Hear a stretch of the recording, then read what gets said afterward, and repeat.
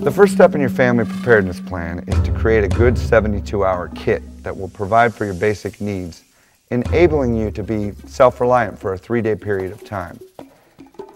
It's as though you're preparing for a campout for 3 days and 3 nights. You need to select items that can be stored for at least a year and are lightweight so that you can evacuate your home if necessary. The following list can be used as you assess your family's specific needs. You'll need food and water, equipment to provide heat and light, shelter, bedding, clothing, communication items, tools, first aid and medications, personal hygiene items, important documents, and some extra cash. We'll go over each of these categories and list useful items. Let's start with food and water. Thank you. Water is one of the most important elements in your 72-hour kit. There are a variety of products available for storing water, and some are more suited to 72-hour kits than others. Some excellent ways for storing water are: 1. The prepackaged water pouches and aqua blocks. These have an excellent storage life, pack easily, and are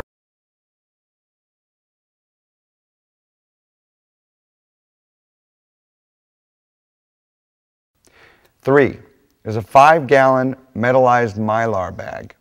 These bags inhibit bacterial growth by being light-proof, and they come from the factory spore-free. The bag is protected by a 350-pound crush weight box, and some of these boxes even convert into portable toilets. This type of water storage provides enough water for 2 people for 3 days. 4.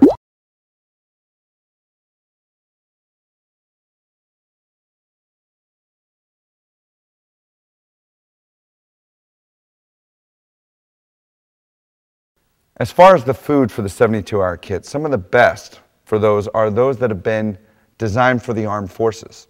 These include the high-calorie food or energy bars such as Cliff Bars, granola, Hua Bars, or the MRE meals, which are ready to eat right out of the pouch. MRE, or meals ready to eat, have a shelf life of approximately 5 to 7 years. They come in a variety of entrees and have all the moisture content intact within the pouch. They can be eaten hot or cold and don't require a can opener. Familiar foods such as chicken stew or spaghetti, and therefore bring an element of normalcy to any emergency situation. MREs are generally available at sporting goods stores. Did you know that a single match could make all the difference between survival and death? Warmth is especially important. Because of the danger of hypothermia, a condition where the body's core melts. Because of hypothermia, a condition where the body's core temperature sinks too low and the brain and vital organs stop working.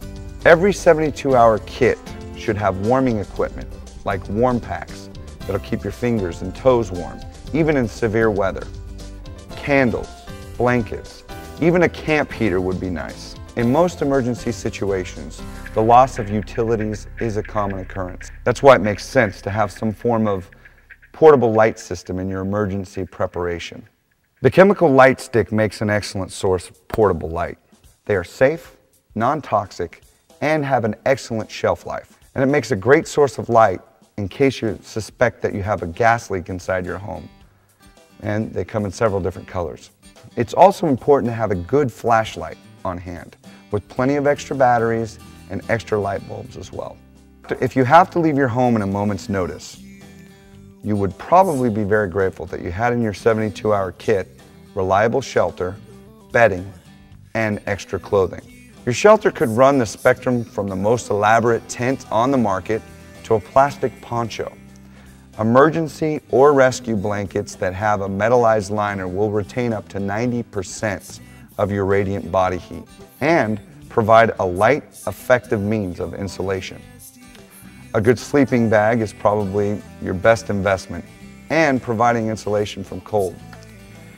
A synthetic fill material such as holofill or qualofill will retain much of its loft or insulation value even when it's wet.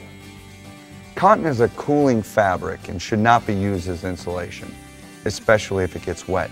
So when you're picking clothing for your kit, remember to find fabrics that dry quickly and keep you safe.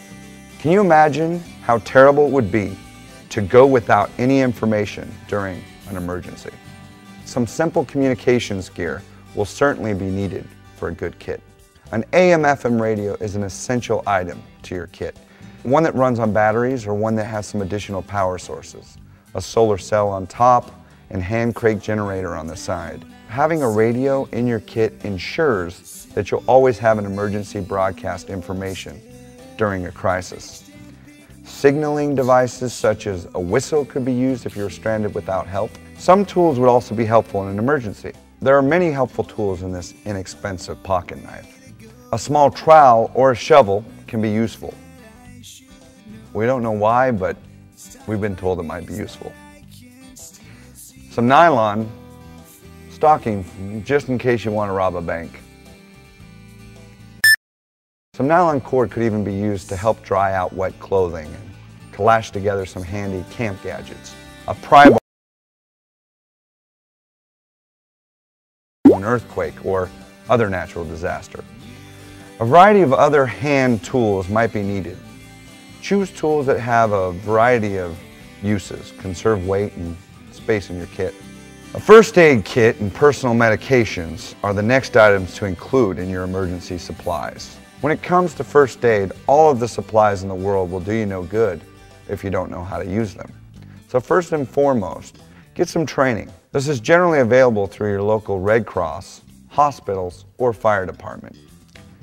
Then, armed with this knowledge, you can help those around you. Basic supplies should include assorted bandages, dressings, and ointments. Pain relief tablets, splints, and compresses are also excellent to have on hand. You can increase these types of supplies as your level of knowledge and expertise increases. Toiletries and personal hygiene items are important during a 3-day period away from the comfort of your home. This is an item that's often overlooked, but really ought to be addressed. In your 72-hour kit, you will want to include such personal hygiene products as toothpaste, toothbrushes, razors, and shaving cream. Also shampoo, soap, and toilet tissue. Also include diapers and wipes for the infants, and feminine hygiene products as well. You will also need to include some sort of portable toilet. The water sanitation kit that we talked about earlier is an excellent means of providing for this need. Create a red file with important documents. Documents that should be included: certified copies of deeds and titles to property, insurance papers, wills and trusts, a medical history for each member of the family, plus important personal papers, family photographs, and other irreplaceable documents.